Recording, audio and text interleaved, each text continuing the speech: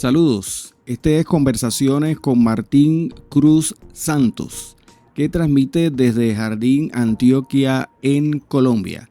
Recuerden que todas nuestras conversaciones se encuentran disponibles en nuestro canal de YouTube, @mcruzsa. Hoy tenemos un episodio especial de conversaciones y muy en breve estaremos presentándoles a nuestro invitado especial para esta oportunidad. No obstante, es importante señalar que estamos produciendo este contenido cuando apenas han transcurrido menos de 48 horas de haber sacudido a gran parte del territorio colombiano un sismo de categoría 7.4.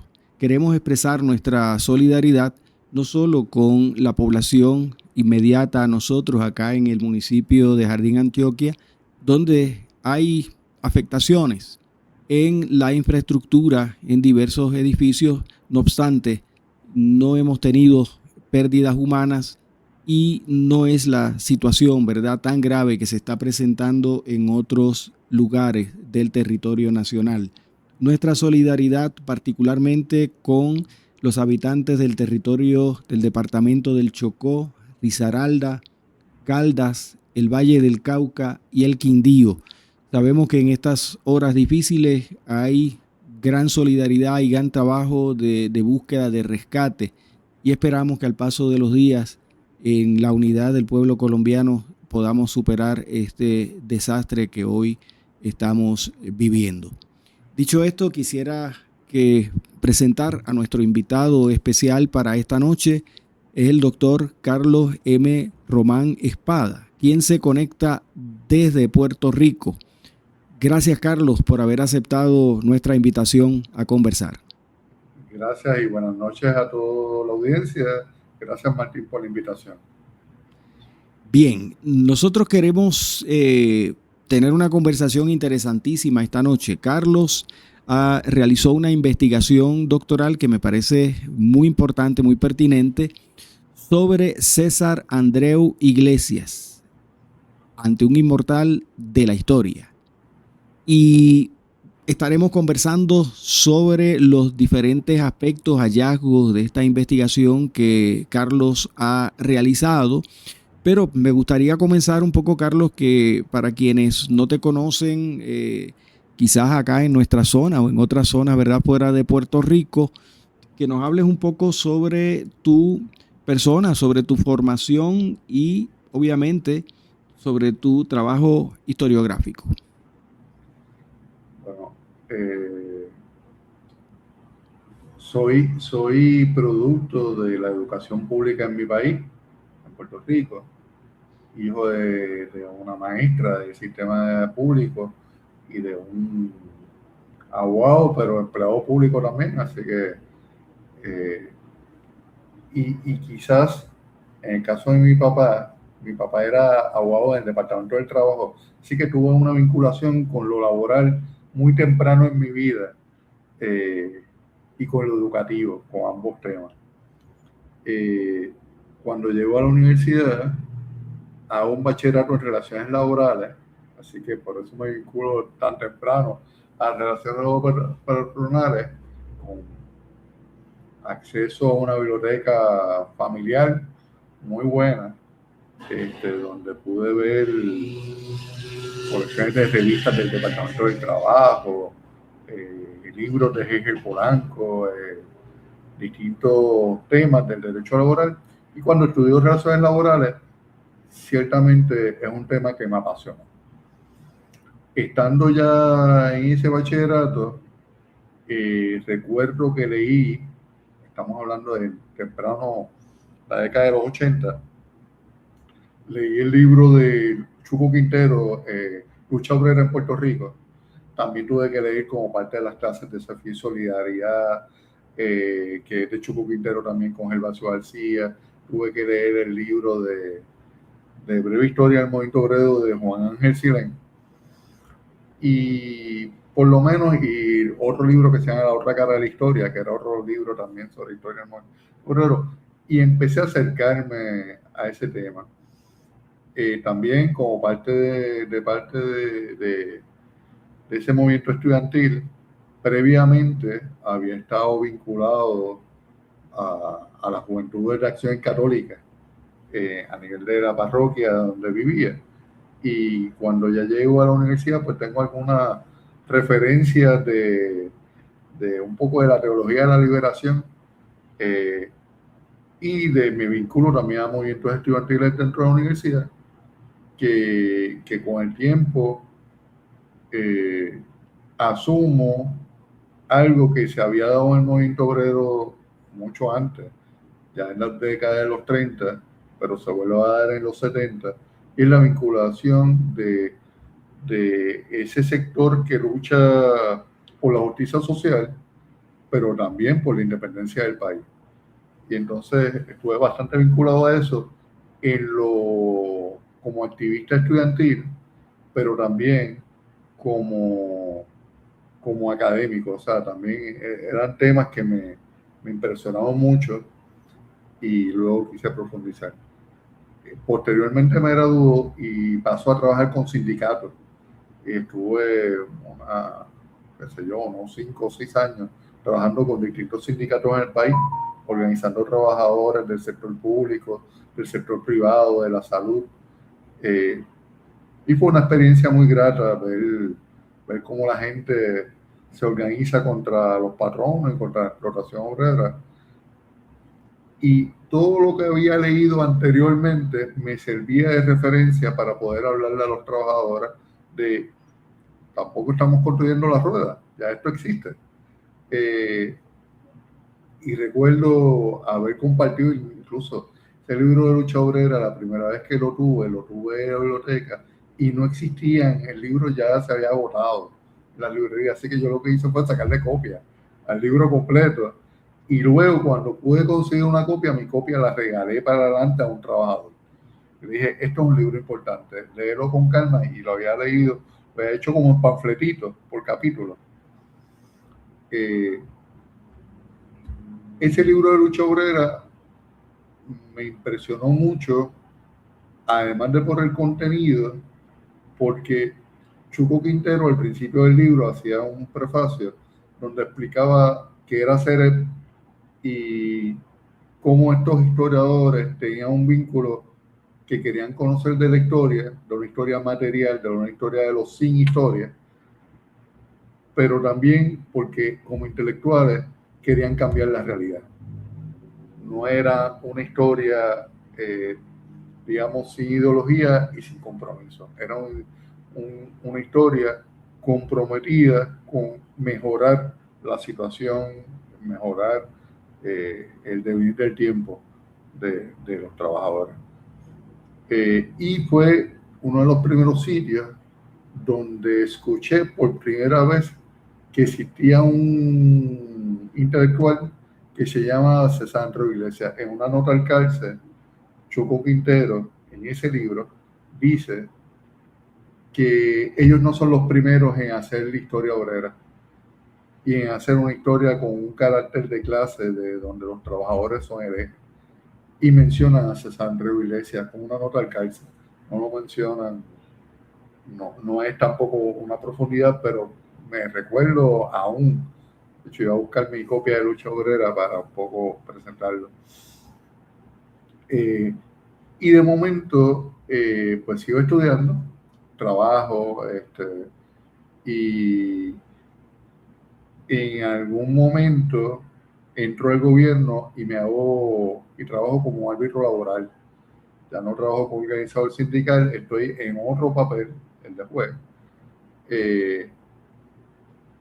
Y busco un poco de información de otra gente que tuvo que ver con el derecho laboral, como Vicente G. Polanco, que puedo adelantar que es otra figura poco estudiada en Puerto Rico y que merece eh, una profundización biográfica, porque Hegel fue otro tipo que tiene que ver con distintos temas y se ha estudiado muy poco. De hecho, una de las pocas entrevistas que vi, a Hegel la hace César Andreu también, en el periódico La Hora. Estoy trabajando como árbitro y decido hacer una maestría en administración pública. Y cuando hago la maestría en administración pública, me convencieron, quería hacer una investigación sobre la ley de sindicación de empleados públicos, que era la ley 45, y el profesor, me acuerdo, Saúl Prats, que fue decano de la facultad y un gran profesor de investigación, me recomienda que haga una comparación entre distintas leyes que tengan que ver con la sindicación de empleados públicos. Él está pensando quizás Estados Unidos, quizás América Latina, pero yo le di la vuelta al asunto y la comparé con otra ley que tenía que ver en Puerto Rico, también de sindicación de empleados públicos, pero que habían hecho en el 45, que es la ley 130 de relación del trabajo. Era una ley y es una ley que existe todavía, que tenía que ver con los empleados de las centrales azucareras, mayormente, y tenía que ver con las corporaciones públicas. Así que era una ley de sindicación de empleados públicos, pero en el 45 con otra tonalidad. Y terminé haciendo una tesis de maestría que era una comparación de cómo hicieron esas dos leyes, o sea, la construcción de la ley, no el contenido de las leyes, aunque también uno siempre lo discute, pero más que eso, lo que me interesaba era el proceso legislativo, el proceso de cómo los sindicatos lo vieron. Y volvemos a lo mismo. La figura de César aparecía, no todo el tiempo, pero aparecía. Y procesos políticos aparecían. En 1945 hay un Partido Popular que acaba de tomar el Senado del 40, ya en el 44 ya son hegemónicos de verdad, en el 40 no tanto, pero en el 44 sí. Y cómo esa relación entre el Partido Popular, otros partidos, otros movimientos y los sindicatos van cuajando tanto una hegemonía del Partido Popular como también una legislación obrero patronal importante que se da en la década de los 40, incluyendo la relación con el Partido Comunista. Nada, seguimos investigando, pero nos damos cuenta que básicamente en aquel momento, cuando hacemos la tesis de maestría 2007, más o menos, la información que había sobre el Partido Comunista era básicamente ninguna. El libro de George Fromm mencionaba, pero como hemos hablado, el libro de Fromm no es una biografía en sí, es más una evocación a los pensamientos de César en torno a ciertas materias. Es un gran libro, por cierto, y un libro agotado también en Puerto Rico. Sí, permíteme, Carlos, permíteme interrumpirte un momento, ya que mencionas el libro de César. Justamente cuando me estaba preparando para esta conversación contigo, volví sobre el texto y me gustaría utilizar del mismo. Para los amigos, ¿verdad?, que no conocen sobre la obra, George Fromm escribe este trabajo, César Andreu Iglesias, aproximación a su vida y su obra, en el año 1977, publicado en Río Piedras, Puerto Rico, por Ediciones Huracán. Y hay un dato, Carlos, que me gustaría traer a colación, porque justamente lo que tú acabas de decir, y cito de la introducción, nos dice Fromm: César fue ante todo un luchador, más de 40 años dedicados con gran desprendimiento, tenacidad y combatividad a la lucha por la emancipación nacional y social de su pueblo. A lo largo de esta larga e incesante lucha, César fue dejando una huella profunda e imborrable en diversos ámbitos del Puerto Rico contemporáneo.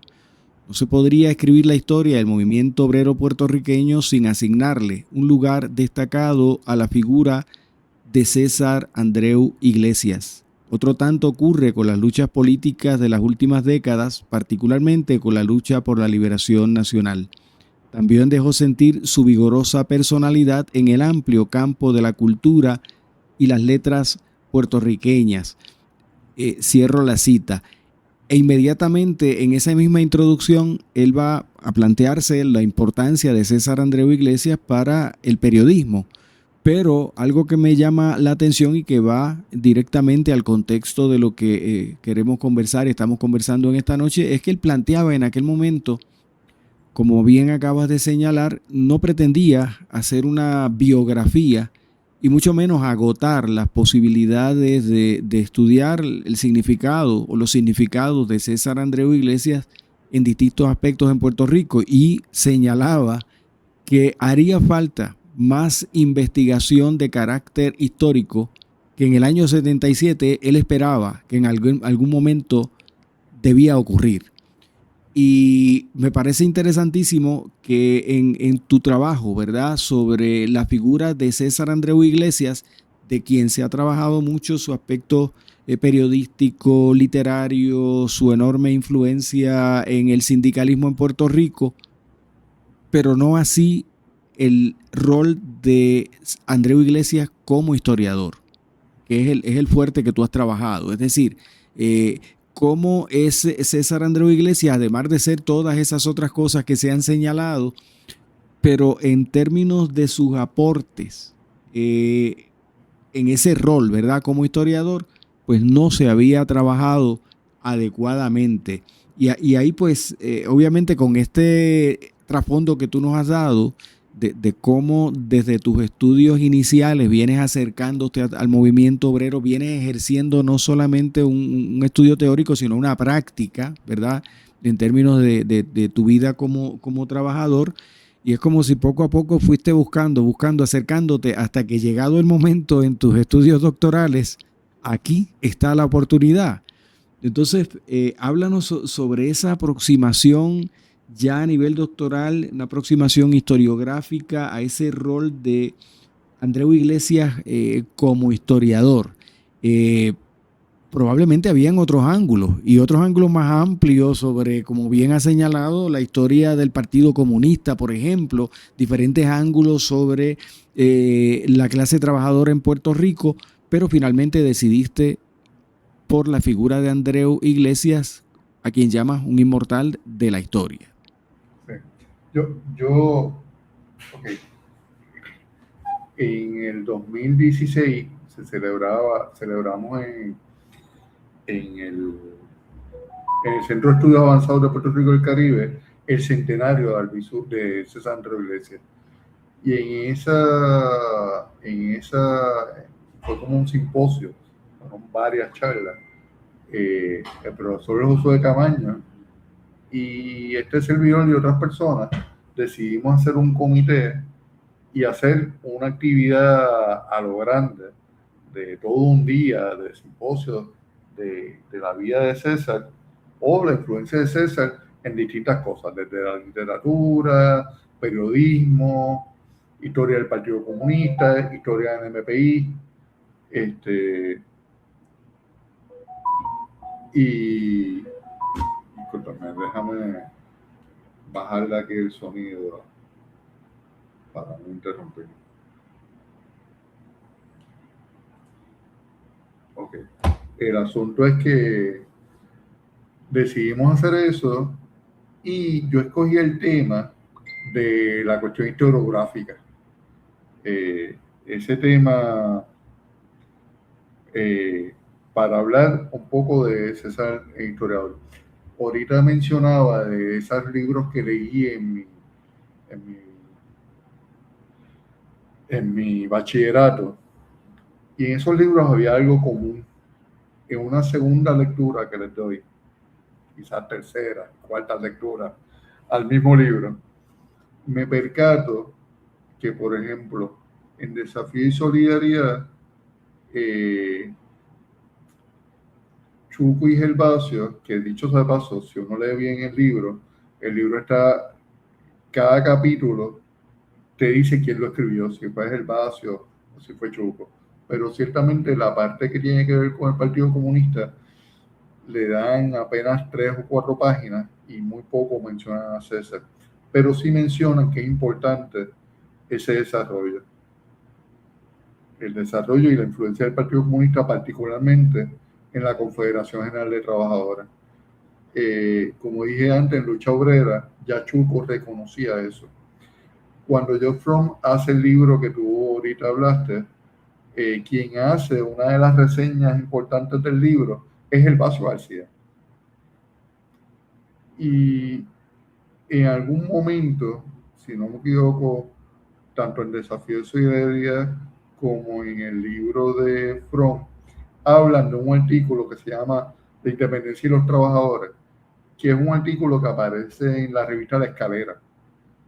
Para nuestros oyentes, la revista La Escalera es una revista progresista, no partidaria, era una revista de intelectuales de la Universidad de Puerto Rico, que particularmente la dirigían Gervasio García, si no me equivoco, Fromm estaba entre ellos,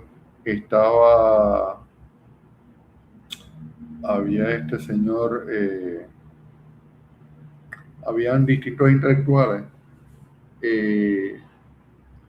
vinculados a la izquierda y básicamente a una revista que le dedicaban, qué sé yo, en cada revista podría tener 5 o 6 artículos de distintos temas, la guerra de Vietnam, y se llama La Escalera porque en algún momento iban a hablar en la universidad, les negaron el permiso a los profesores para hablar y entonces ellos lo hicieron de afuera de la universidad, se treparon una escalera y de la escalera hablaron hacia adentro y por eso la revista se llama La Escalera. Traigo todo esto de La Escalera por algo bien sencillo. Esa revista, todos los números tienen de 5 a 6 temas distintos, menos una. Y es la revista que César escribe el artículo. Esa revista se la dedicaron completa a César. Es un solo artículo, que es la independencia y los trabajadores. Y esa publicación es previa a Desafío de Solidaridad, a Lucha Obrera, al libro de Breve Historia del Sindicalismo de Silén. Y César en esa publicación hace que es originalmente una ponencia que él le hace al MPI. Él hace 2 cosas, discute la realidad de Puerto Rico, hace 3, la realidad de Puerto Rico, un poco la historia de los trabajadores y cómo se vincularon y cómo hicieron la CGT y la Federación Libre y cómo el Partido Comunista tuvo mucho que ver con la CGT. En resumen, lo hace de manera resumida, tampoco es una cosa demasiado profunda. Y luego, al final de la publicación, hace una propuesta de acción a los militantes del MPI en aquel momento para vincular la independencia y los trabajadores con una sola lucha. O sea, la independencia tiene que vincularse a las clases trabajadoras porque sin esa no se lograría la independencia, según afirmaba César en esa revista. Y para los trabajadores sin independencia también era un problema porque él entendía que la clase obrera se iba a volver demasiado reformista si no buscaba la manera de construir un país donde la soberanía emanara de los trabajadores mismos. Ese planteamiento, que es el planteamiento central de César desde el 34 hasta que se murió, que es un planteamiento súper central, él lo plantea de manera historiográfica, desde cómo se vinculaban unas cosas y la otra. Y obviamente cuando me pongo a investigar un poco más de la vida de César, empiezo a encontrar artículos que son, a mi juicio, rescates de la historia. En el 42 César hace un breve artículo en el álbum de choferes sobre la historia del movimiento obrero. Ciertamente estamos hablando de un César Andreu 20 y pico de años, todavía no tiene quizás todas las herramientas para hacerlo, pero es un artículo, a mi juicio, de una buena aportación en ese momento. Y más tarde hace un artículo sobre el grito del ARE y su realidad actual, Y para mí, aunque su análisis sobre el grito del área me parece que podía haber profundizado más, él en ese artículo establece un análisis materialista de la historia. Y ahí entramos ya en funciones de cómo él ve la historia y hace todo un planteamiento de que él dice, mira, la historia material, de cómo la gente va trabajándola y cómo es una guía de ruta, no para vivir del pasado, sino para construir el futuro. Y habla de materialismo histórico, de dialéctica materialista, que la está definiendo. Y luego ese artículo uno lo compara un poco con lo que hace Independencia y los trabajadores y se da cuenta que él está haciendo un análisis materialista de la historia. Cuando leo nuevamente el libro de Silén, particularmente, Silén le agradece y le dedica su libro a César con una dedicatoria muy reveladora. Dice, yo le llevo a César el que me hayan sacado de la dirección del MPI. Y a pesar de eso le reconozco que como le pueda decir la frase particular que utiliza,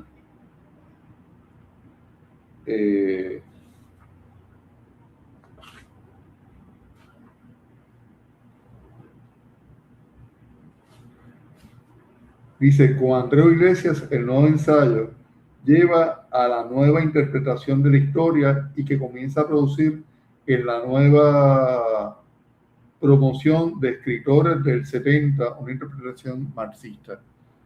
Es interesante porque el otro que me encuentro es Con la memoria rota, de Arcadio Díaz Quiñones, y Arcadio habla de dos intelectuales importantes, habla de mucha gente, pero habla de dos intelectuales importantes que evidentemente por la lectura uno se da cuenta que me impresionaron mucho. Y uno es César Andreu y el otro es José Luis González. Ahorita mencionas el libro de Huracán, en donde Fromm escribe sobre César. Tengo que decir que ese es como el tercer libro.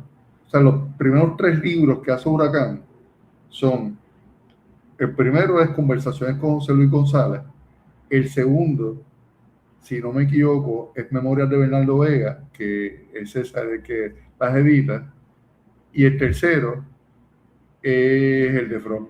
Así que todos están vinculados de una forma u otra a esta nomenclatura marxista de una gente que influenció en otros intelectuales académicos.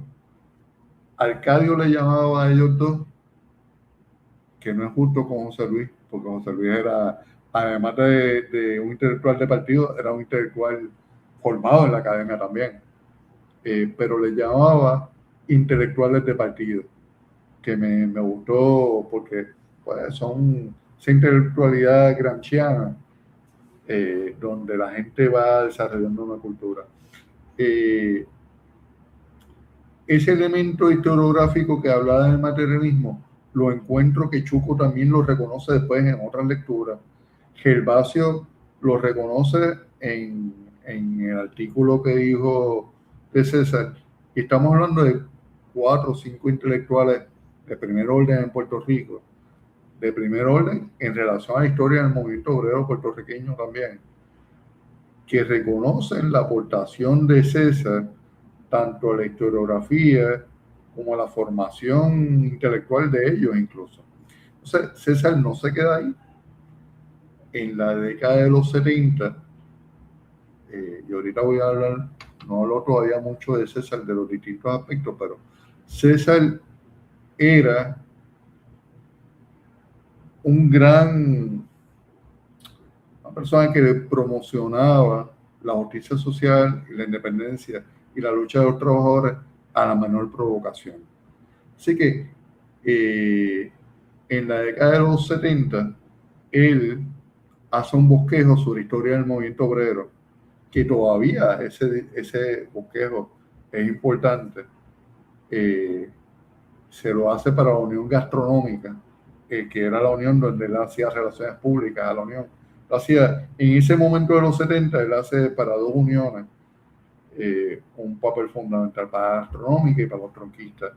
En otro momento podríamos hablar sobre la influencia de esas dos uniones que tenía él y cómo César también tuvo una influencia política, pero grandísima, en distintos movimientos.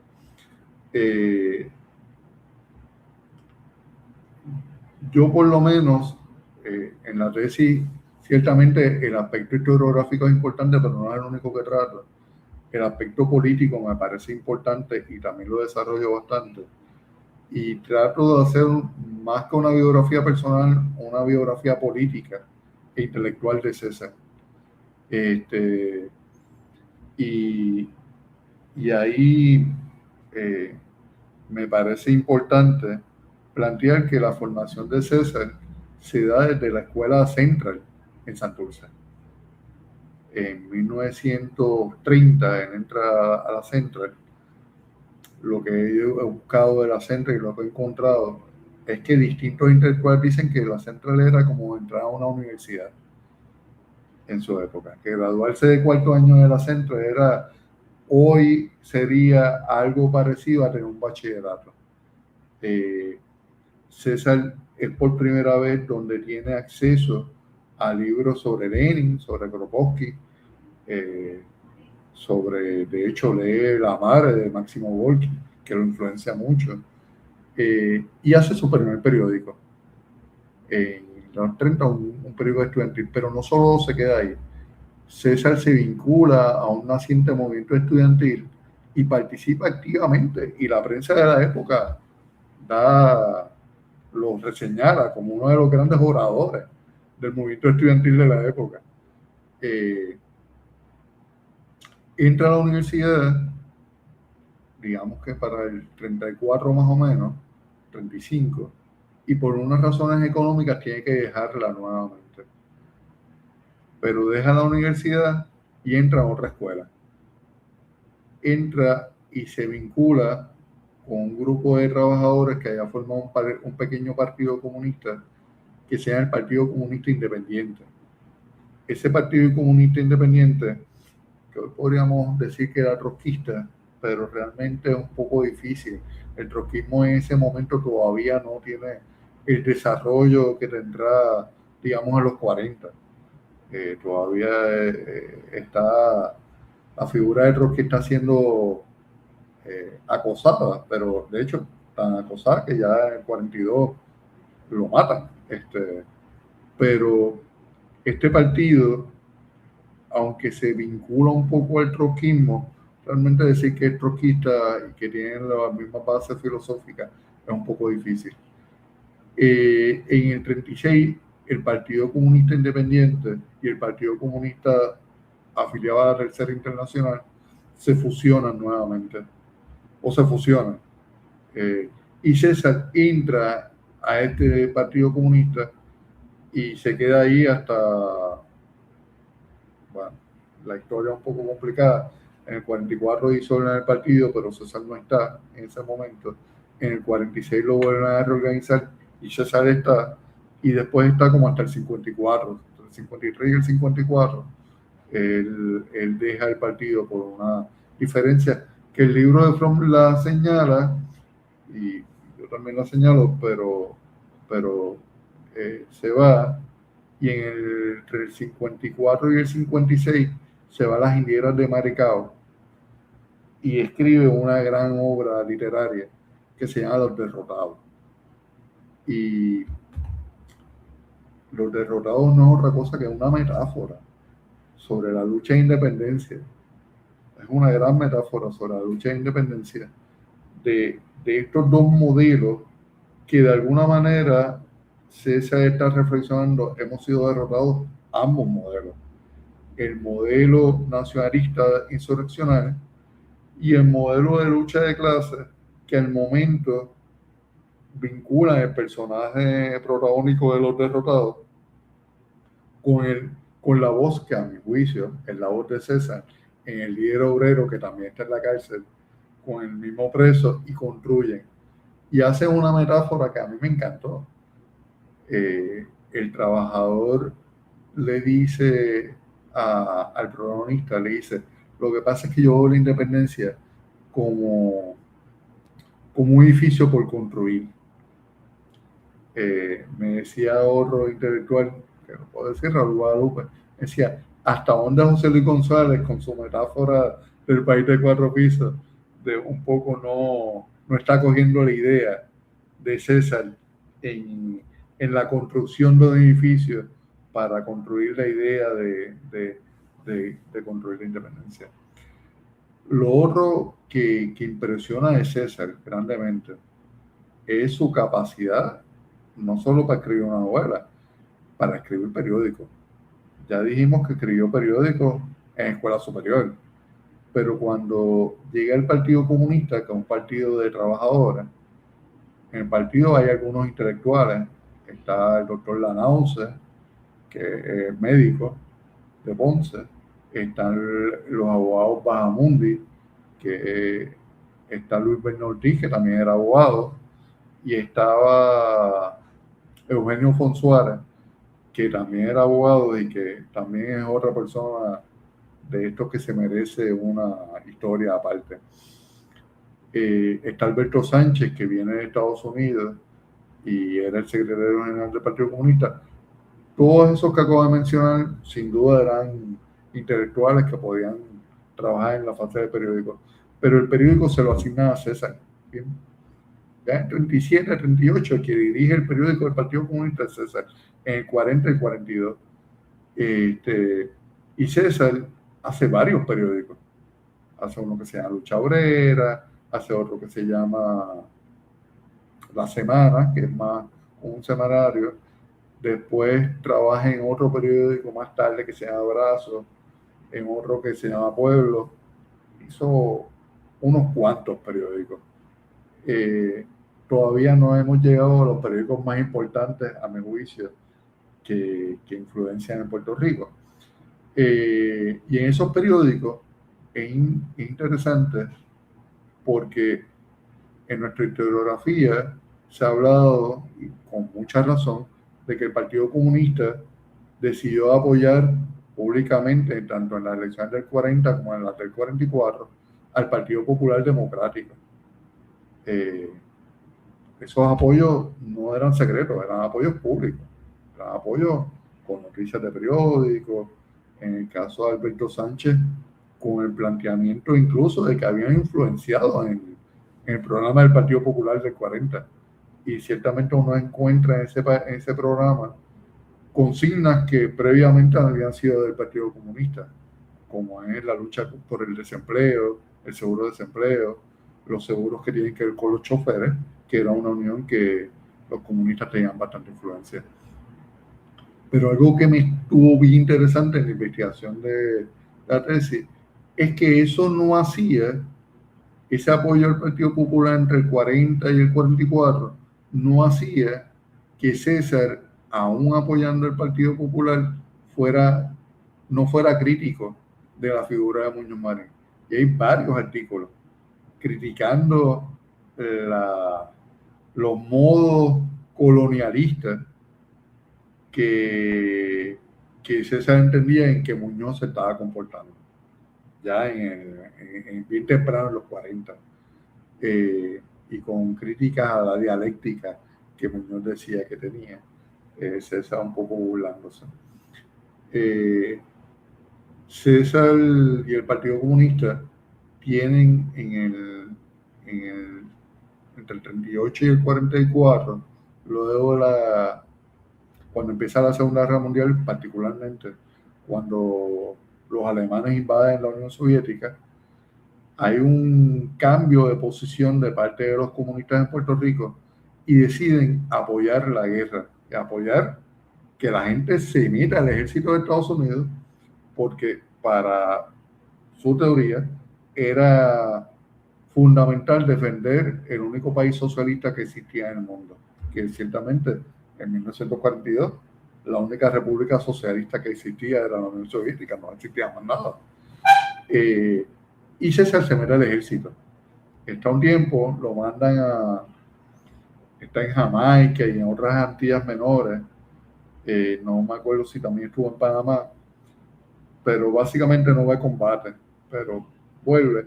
Y en ese proceso que César está en la guerra, deciden en Puerto Rico, la mayoría del partido, no sin oposición, pero sí la mayoría, disolver el Partido Comunista. En el 44, bajo la voz de Alberto Sánchez, que había sido secretario general, y de Juan Santos, que era el secretario general en ese momento, deciden disolver el Partido Comunista por entender que el Partido Popular cumplía todas las expectativas de un partido progresista, y un poco haciéndole caso a Browder, que era el dirigente comunista de Estados Unidos, de disolver el partido. César no estaba de acuerdo, pero tampoco estaba aquí. Así que tampoco se podía oponer porque no estaba aquí. Cuando él lo licencian del ejército en el 46, lo primero que hace al llegar a Puerto Rico es refundar el Partido Comunista, junto con Jim Speed, que era su esposa, madre de su hijo Nicolás, y junto a Sáenz Corales, Consuelo Burgos, Juan Santos, deciden reorganizar el Partido Comunista, y César, entonces, ya sin la figura de Alberto Sánchez, sin la figura de la Náusea, sin duda alguna entra como el dirigente principal del Partido Comunista, intelectualmente hablando. Habían, dentro de las cosas que habían hecho los miembros del Partido Comunista disuelto, que habían hecho un periódico que se llama Abrazo, que era un periódico independiente de los trabajadores, pero realmente era un periódico de todos los ex miembros del Partido Comunista, estaban allí. Y cuando se reorganizan, el periódico Abrazo pasa a ser de un periódico independiente a ser el periódico del Partido Comunista. En todo ese proceso, César juega un papel fundamental e importante en huelgas obreras, particularmente la huelga de los muelles del 38. César es uno de sus organizadores, uno de sus negociadores, y la prensa así lo atestigua, la prensa de la época. La influencia que tuvo el Partido Comunista, particularmente en la huelga del 38 de los muelles, fue fundamental. Y probablemente la huelga de los muelles del 38, en la primera mitad del siglo XX, es una de las huelgas más imponentes que hay. Y no lo dicen necesariamente los comunistas, que también están muy orgullosos de su huelga. Lo dice gente que estaba en contra de la huelga. Prudencio Rivera dice que es una huelga súper fortalecida. Y otra gente habla de miles de horas, hombres, que se paralizaron. Ciertamente los trabajadores entraron con un gran aumento de salario, que no se veía y que fue producto de la lucha de los trabajadores. Eso es en el 38. En el 40 se forma la Confederación General de Trabajadores, un poco como una iniciativa del Partido Comunista, junto con otros sectores, evidentemente, y un poco es de las primeras alianzas importantes entre el Partido Popular y los comunistas. Un buen número de dirigentes del Partido Popular están en ese proceso, y de hecho cuando se divide la CGT, se divide básicamente entre el sector del Partido Popular y el sector independiente o cercano a los comunistas. Ese rol que todavía está, yo pienso que el libro que escribe nuestro amigo Emanuel Figueroa ayuda a explicarlo, o lo explica, del rol que juegan los comunistas en esa alianza del Partido Popular y cómo se vuelve hegemónico el Partido Popular porque tiene el apoyo de los sindicatos, es fundamental por lo que había pasado antes. O sea, la coalición tenía poder, siendo el partido más grande, el Partido Liberal, porque tenían a la Federación Libre de Trabajadores como uno de los aliados importantes del Partido Socialista y a la vez del Partido Republicano. Pero sin esa alianza, el partido más grande era el Partido Liberal, por sí solo. Así que el Partido Popular pudo leerlo, el Partido Comunista leyó parte, no lo leyó completo, y terminan sin una influencia. César es parte de esa primera dirección de la CGT. Renuncia rápido.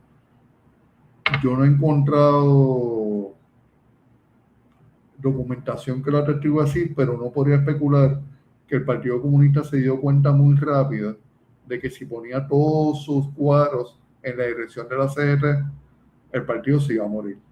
Así que deciden que César se quite de esa dirección y se ponga a trabajar para el desarrollo del Partido Comunista con escuelas, políticas y publicaciones. Lo otro que me impresiona de ese momento de la historia es la participación de César, digamos, en el Congreso Pro Independencia, que desde las filas del Partido Comunista hablan de la importancia del Congreso, de que hay que darle el apoyo más resuelto.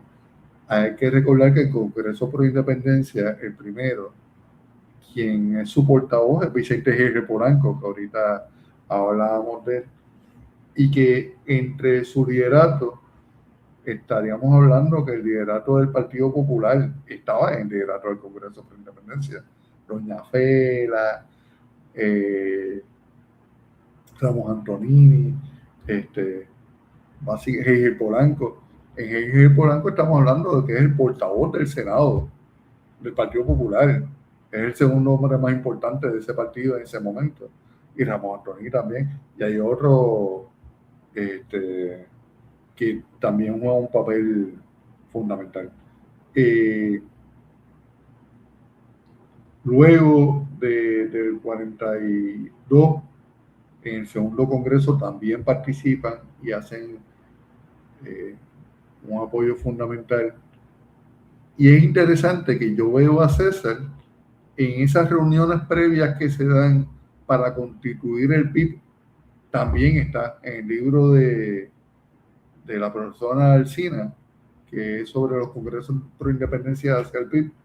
Ella lo menciona, de la gente que está en ese núcleo de Juan Sáez, Corales, Juan Santos, César Andreu, están por ahí polulando y apoyando la construcción del PIB.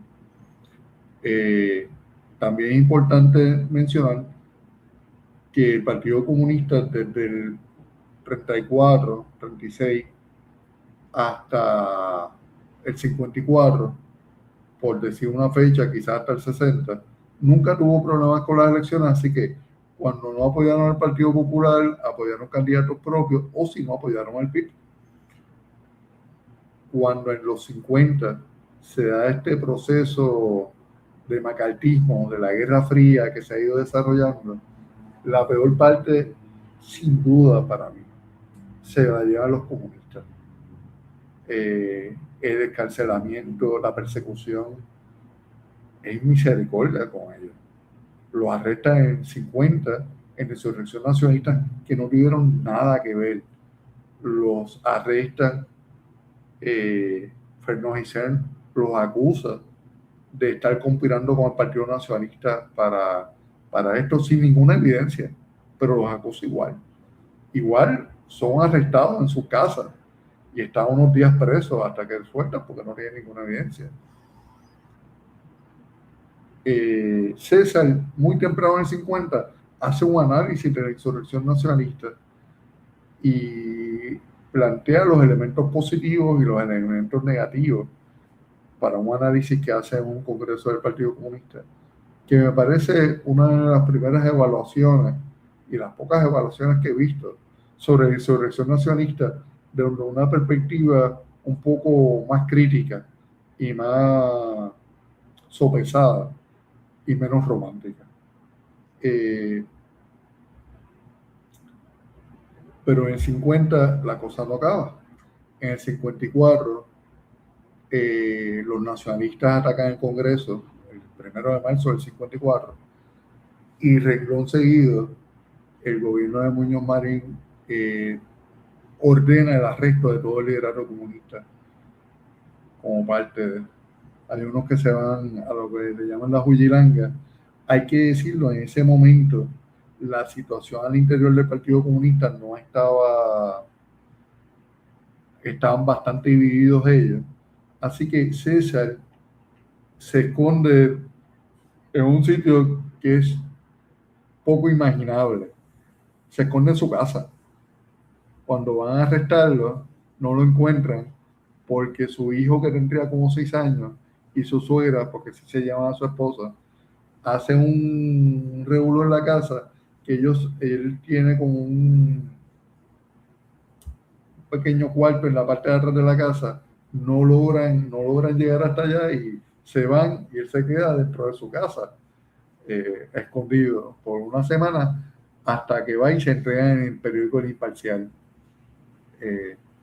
que a la sazón era del señor Ayuso, que era un señor independentista muy conservador, pero independentista. Se entrega allí y el otro liderato del partido se va a lo que le llaman la Juyilanga, que es que se van a una casa en Tua Alta o Tua Baja, ahora no recuerdo el pueblo exactamente, que le da un trabajador de la caña, le da espacio y están allí escondidos hasta que alguien dice dónde están y lo logran arrestar. Posteriormente lo sueltan. Es interesante eso porque Triamonge en sus memorias y luego en una entrevista que le hace a la Comisión de Derechos Civiles reconoce que cuando lo arrestó no tenía evidencia y que probablemente no haya evidencia para arrestarlo. Triamonge en ese momento dice que que no se excusa, pero que él tenía dos opciones: o renunciaba o lo arrestaba y después lo dejaba salir, y decidió arrestarlo. La historia juzgará a cada quien según su base ética para hacer las cosas. Pero ese mismo año, eso fue en marzo, entre marzo y abril del 54. En septiembre, bajo violación a la ley Smith, Edgar Hoover, director del FBI, manda el arresto de los 11 dirigentes del Partido Comunista, entre ellos César Andreu. Ese caso está dando vueltas como hasta el 56, 57, hasta que Fiscalía Federal retira los cargos de buenas a primeras, porque sabe que no tiene un caso sólido, pero ha hecho perder mucho tiempo de su vida a ella. César ya en 54 ya estaba para todos los efectos fuera del partido, lo que lo había mencionado, y se va a las Indieras de Maricao. En el 56 están pasando otras cosas en Puerto Rico, y es que en las elecciones generales el Partido Independentista, después de haber sido la segunda fuerza política más votada en el 52, en el 56 hay un bajón bien grande que hace una de las primeras divisiones del PIB importante, que se reduce esa división un poco más tarde, 57, 58, y Juan Mari, que es uno de los dirigentes de esa división, se había ido a Mayagüez. César se había ido a Maricao, a las Indieras, y ya ellos se conocían de la universidad. En la huelga del 48, cuando Juan Mario es un dirigente estudiantil, César está en el 48 estudiando su bachillerato ya como veterano, ya un poco más adulto, pero coincide en la universidad. Y Juan Mari y Francisco Manrique Cabrera le hacen una invitación a César porque César estaba ya reflexionando de cómo el independentismo, lo había hecho en los derrotados, debía superar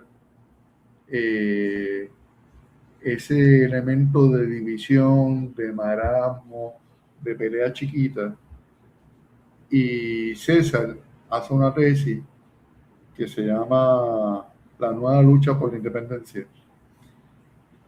Y esa tesis se la presenta a este grupo de disidentes del PIB, y con ese grupo a otro grupo de disidentes de otros grupos del Partido Nazarista, que daría base a la formación de lo que sería el MPI luego. Básicamente, esa tesis uno puede prever ese camino que siguió el MPI, que uno lo podría resumir en un partido de activismo cotidiano, diario, de una lucha sin cuartel por la independencia, donde el elemento de la lucha de clases estuviera, pero César fue muy cuidadoso. César no quería construir un partido marxista. César creía un frente amplio, pero él también reconocía que el macartismo le había hecho mucho daño, así que él lo que plantea es, esto no va a ser un partido marxista, pero tampoco puede ser antimarxista. Por lo tanto, a mí no me, si me meto aquí no me pueden sacar. Y César, en los primeros años entre el 60 y el 67, es fundamental en el desarrollo del MPI y de sus tesis políticas, en las que trabaja arduamente. Ese elemento hace que César influencie a un grupo de jóvenes, particularmente de lo que era la FUPI del 56, que es cuando se forma la FUPI: Norman Pietri, Silén, Narciso Rabel, Félix Ojeda, toda una generación de jóvenes en el 56 que un poco se vieron influenciados por César y por otros amigos de César. Ahí está Eugenio Cueva Albona, que fue director de Claridad. Está Richard Lemmings, que fue un científico judío norteamericano, casado con una puertorriqueña nacida en Nueva York, que vienen a Puerto Rico, militantes comunistas, y se hacen íntimos amigos de César Andreu y Jane, y luego de César y su segunda esposa, Diana Cueva. Todo ese elemento que se va conformando en el MPI, César, en la formación, en la construcción, en ese planteamiento de que la lucha tiene que ser popular, en el sentido, tiene que contar con las mujeres. Algo que me impresionó mucho es que ya César en el 60 estuviese mencionando la lucha de la mujer, y que luego en distintas ponencias también programáticas esté mencionando tanto los estudiantes, la mujer, la lucha ambiental, la lucha cultural. Yo encontré artículos de César hablando sobre la importancia, obviamente, como buen gramsciano, está dándole también influencia a ese debate cultural que, a mi juicio, es uno de los elementos característicos del MPI. Si el MPI, una de las grandes aportaciones en lo cultural y lo historiográfico, es precisamente en todo ese aparato, desde lo gráfico, lo musical, lo poético, teatral. El MPI es una escuela donde tú tienes en esos primeros Claridad las mejores plumas de Puerto Rico escribiendo y los mejores artistas gráficos diseñando, Tufiño, Omar, diseñando portadas gráficas para el periódico, René Marqués. Entonces, a todo esto ya hemos dicho que César era un amante de crear periódicos, pero además de eso, en 1959-60, cuando se funda el MPI, el señor dueño del periódico Imparcial se le acerca a César y le solicita que escriba un artículo diario para el periódico El Imparcial. Ese artículo se llama Cosas de aquí. Una columna muy popular donde César lo cotidiano lo hacía alguna manera de picante, comediante, de un poco acercarse a esa realidad, pero hacernos pensar a la vez. Hay un montón de columnas. Yo en estos días encontraba unas columnas relacionadas a lo que Bad Bunny cantaría luego de lo que le pasó a Hawái. Hay 2 columnas de César sobre lo que le pasó a Hawái, de una manera, un resumen buenísimo. Tiene otras columnas que son reflexivas sobre cómo debe ser el liderato independentista. Él plantea que en este momento lo que le hace falta al liderato independentista es un liderato colectivo, no caudillo. Un liderato colectivo. Obviamente es una influencia que él tiene ya del Partido Comunista cuando estuvo, donde sí hay un secretario general, pero ciertamente es un colectivo, un comité central, una comisión política. Y está pensado de esa forma, por si falta uno, otro puede asumir. O sea, eso del liderato colectivo, él lo tiene visto por varias razones. 1, porque es más democrático. 2, porque se nutre de más ideas. Y número 3, porque te da la posibilidad de que si pasa algo con el líder, haya sustitución rápida. Así que César fue un gran creyente de ese elemento que tiene que ver con el liderato colectivo. Esas columnas de César se hicieron muy populares. Hay una serie de columnas que ataca directamente a la figura de Muñoz, que luego se publican en un panfleto del MPI que se llama Luis Muñoz Marín, un hombre acorralado por la historia. Y en los 70, Ediciones Puerto lo volvió a publicar de manera independiente, también con el mismo título. Y en la década de los 70 también César publica un libro pequeño que se llama Cosas de aquí, y básicamente también un poco una antología de las columnas que escribían en Imparcial. Como dije antes, esa columna en Imparcial, César tenía una sola limitación, y es que esas columnas no podrían referirse a otra cosa que no fuera cosas de Puerto Rico. El dueño de Imparcial le dijo, tienen que ser cosas de Puerto Rico, por eso cosas de aquí. Pero César, como un tipo bastante ingenioso, en otro periódico, que es Claridad, escribía una columna que se llama Cosas de allá. Y entonces tiene el tema de la guerra de Vietnam. No escribió tantas columnas en Claridad porque me imagino que no le daba tiempo con una columna diaria en Imparcial. Algo importante que no quiero que se me quede sin mencionarlo. Juan Mari Brás, en su libro Memorias de un ciudadano independentista, y en su historia de la independencia, en ambas, reconoce el valor de César en la construcción de lo que es Claridad. Incluso Juan Mari dice que César aportó en 2 áreas. Una, aportó en el nombre, que el nombre fue César quien plantea que el periódico se llame Claridad para iluminar al país. Y en otro elemento que Juan Mari también reconoce es que Juan Mari dice que César fue el que le enseñó a la disidencia del PIB a no seguir peleando enfocado en la guerra chiquita, quien se queda con el control del partido, y a construir otra cosa nueva, que era en ese momento el MPI.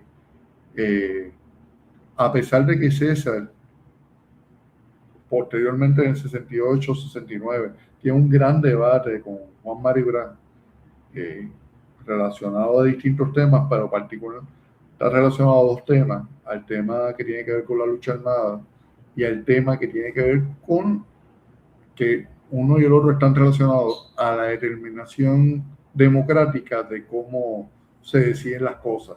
Incluso, desde el punto de vista de César, incluso la lucha armada. César sale del MPI en ese momento.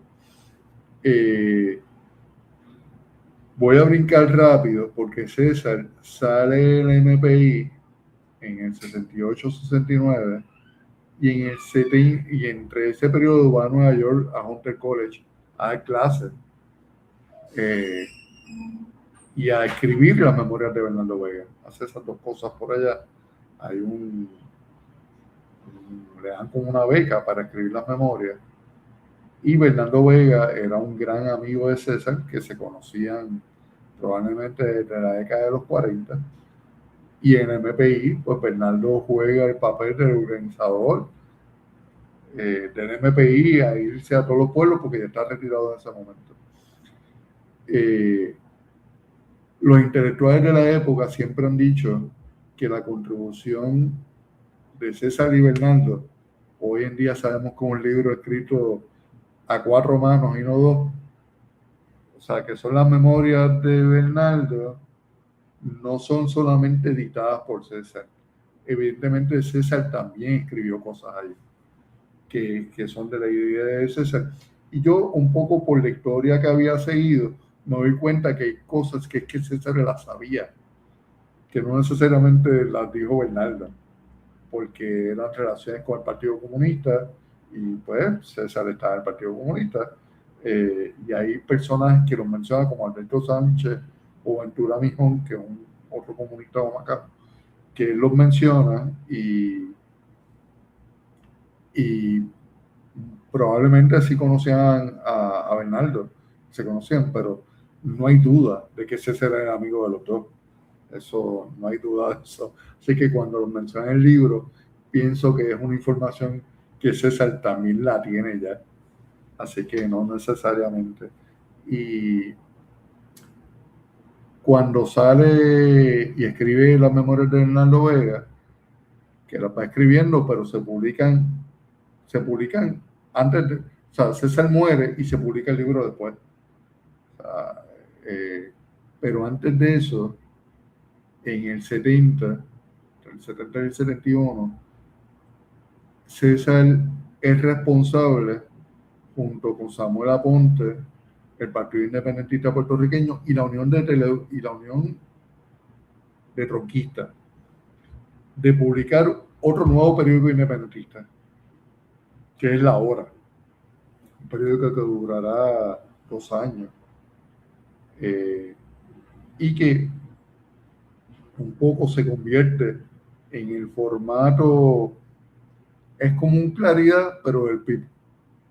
Y ciertamente ese periódico a los militantes del PIB le da para foguearse también en las luces, promover el partido, y juega un papel importante en ese desarrollo del Partido Independentista Puertorriqueño del 70 al 72, que el partido, luego de no haber quedado inscrito desde el 60, en las elecciones del 60, 64 y 68, logra por primera vez en 3 elecciones, esta será su cuarta, en que ha inscrito, y aunque fue por ley de minoría, elegir a 3 legisladores, 2 representantes y un senador.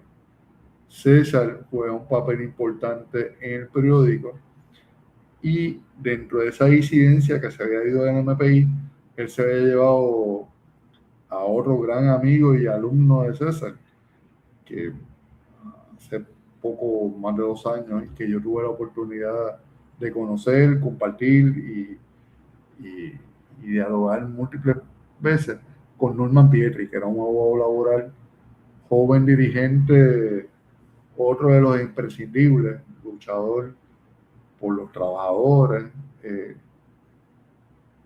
Norman se va y está en la comisión política a nivel de San Juan. Si no me equivoco, creo que también fue candidato en San Juan a algún puesto. El PIB, luego de las elecciones del 72, tiene un rompimiento increíble.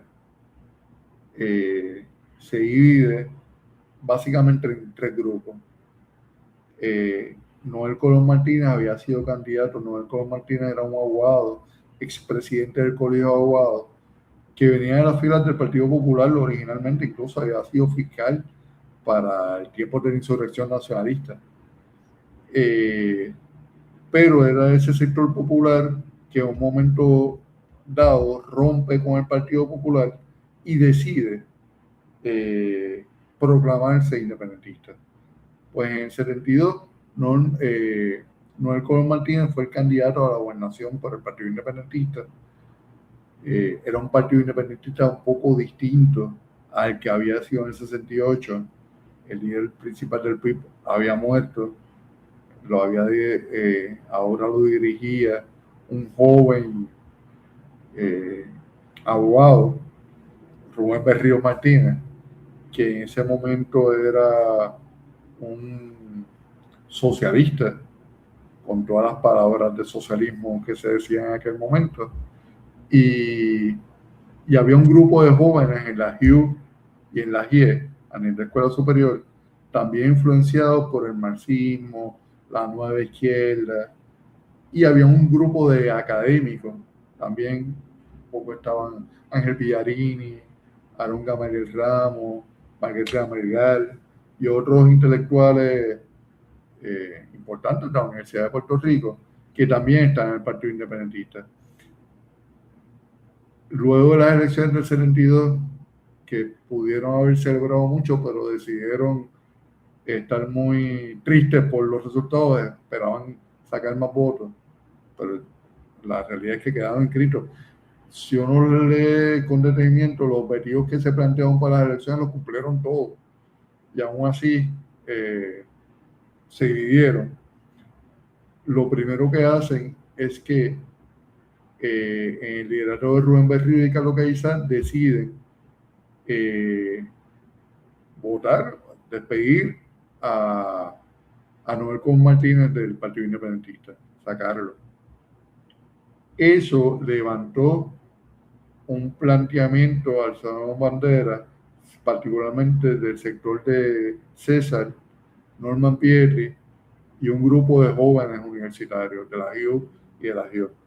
Que hizo de paso, el secretario de la HUE había logrado colarse en la legislatura por ley de minoría, que era Luis Ángel Torres. Pues el asunto va desencadenándose hasta que se formaliza un grupo que a mi juicio César juega un papel fundamental, y Norman Pierri, que sean los terceristas. Los terceristas crean su propia publicación. Ya hemos dicho que para César crear una publicación nueva era relativamente fácil.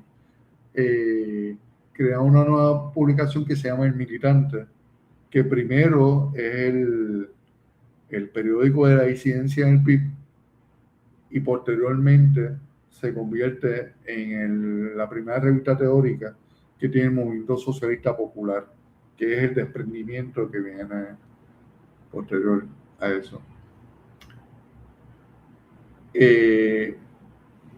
César y compañía terminan saliéndose del Partido Independentista. Un grupo de ellos constituye el movimiento socialista popular, entre ellos está Norman Pierri, muchos de los intelectuales que dije antes, César, en principio, pero duran poco tiempo en el MSP.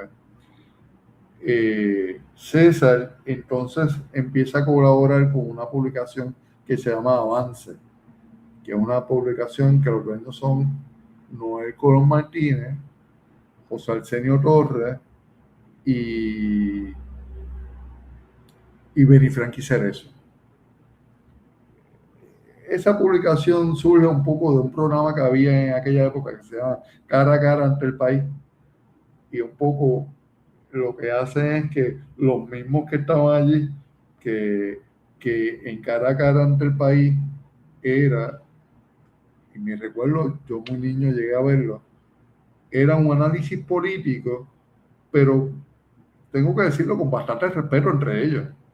O sea, incluso si tenían coincidencia, la decían. Mira, yo creo que yo veo esto, digo, no es como ahora, uno ve la televisión de ahora y ahora aparecen más caricaturas de análisis político. O sea, no hay un problema ético, pero no hay una visión de vamos a decir las cosas de manera correcta, independientemente que sea mi partido o que yo esté de acuerdo, pero por lo menos eso no lo veo ahora.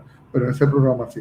Pues César participa junto con Pedro Servigón, que era el director de Avance, hasta que Avance también es atacado, incluso por la derecha del exilio cubano, que le pone varias bombas. Así que ellos deciden dejar la publicación, además de que tenían pérdidas económicamente. Y entonces eso pasa, César tiene la idea de crear otro periódico adicional, pero en ese le sobreviene la muerte y muere del corazón en el 76. Muere como 1 o 2 semanas luego de que es asesinado el hijo de Juan Maribra. E incluso Norman Pietri, Juan Maribra dan cuenta del encuentro entre César y Juan Mari en la funeraria cuando muere el hijo de Juan Mari, que a pesar de su distanciamiento político, se dan un gran abrazo, que lloran un rato juntos. Lo que cuenta tanto Juan Mari como Norman Pietri, que estuvo presente en ese elemento, y que incluso dan cuenta en el caso de Norman Pietri, y si no me equivoco Juan Mari también, de que posteriormente en la misma funeraria velan a César Andreu Iglesias. No sé si he podido contestar todas las preguntas que hay sobre, sobre la cuestión historiográfica, pero si yo creo que hemos tenido no solo un acercamiento a tu planteamiento investigativo, sino un panorama, yo diría que bastante amplio de por qué se puede considerar a César Andreu Iglesias como un inmortal de la historia. Fíjense, amigas y amigos, que hemos escuchado de el doctor Carlos Román Espada toda una exposición de los diferentes ángulos de una persona a quien, como decía al principio, pues ha sido quizá más estudiado en su rol periodístico o literario y también como organizador sindical, pero toda la influencia que hemos tenido la oportunidad de escuchar en este capítulo especial realmente nos deja ante la expectativa de que otras líneas investigativas puedan surgir y que creo que van surgiendo a partir de lo que muy bien Carlos Román ha logrado investigar, y que yo creo que aquello que leíamos al principio de George Fromm, ¿no? de cómo no está dada, ¿verdad?, una biografía, ni lo pretendió él en el año 1977, ni creo que se haya podido realizar al paso del tiempo, en un reconocimiento de los diferentes ángulos en los cuales logró influir César Andreu Iglesias. Fíjense que en los diferentes elementos que Carlos nos ha traído, ese planteamiento de cómo en la nueva historia que se desarrolla en Puerto Rico a partir de la década de 1970 hay una influencia, ¿verdad?, directa del trabajo que había realizado César Andreu Iglesias. Así que, Carlos, realmente sí nos has respondido a las diferentes preguntas que te habíamos formulado, y resta agradecerte profundamente por esta oportunidad que nos has brindado y, cómo no, desearte el mayor de los éxitos, porque sabemos que hay tela para cortar y que a partir de tu tesis doctoral pues sé que han surgido unas nuevas investigaciones. Nosotros acá, por ejemplo, hemos querido, le comentaba el otro día a Félix Vladimir, que lo tuvimos acá en un capítulo anterior, igualmente Manuel, que yo quería hacer una especie de trilogía que lo estamos logrando con la conversación esta noche con Carlos Román. Comenzamos precisamente con Emanuel, con quien tuvimos una conversación hace ya, creo que es un mes y medio, si no me equivoco. Estaba yo apenas en el inicio de mi recuperación de cirugía de rodilla cuando tuvimos esa conversación. La segunda la tuvimos hace poco con Félix Vladimir, sobre todo el tema de la vigilancia y persecución en Puerto Rico en la Guerra Fría, y este acercamiento que hemos tenido esta noche o este día, para quienes lo estén viendo, ¿verdad?, en cualquier otro momento, con Carlos Román. Es una trilogía interesantísima, pero hay otras miradas que también buscaremos traer a conversaciones con Martín Cruz Santos para que podamos tener cada vez un trasfondo mayor de figuras que, como él ha señalado esta noche, merecen tener investigaciones y que su memoria sean resaltadas, sobre todo cuando en el presente probablemente vivimos momentos que en ocasiones no sabemos cuáles son sus precedentes, y precisamente hay que ir allí a buscar los aportes historiográficos que nos permitan lograr tener una comprensión mayor de los procesos históricos. Así que, Carlos, muy agradecido por esta oportunidad que nos has dado. Gracias. Gracias a ustedes por la oportunidad para poder hablarle al público. Gracias. Claro que sí. Y a todas ustedes, amigas y amigos de Conversaciones, recuerden que esta grabación, esta conversación, pueden compartirla.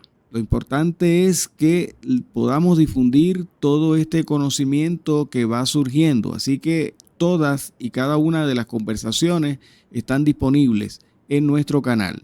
Y recuerden, conversemos porque conversar nos acerca. Hasta luego.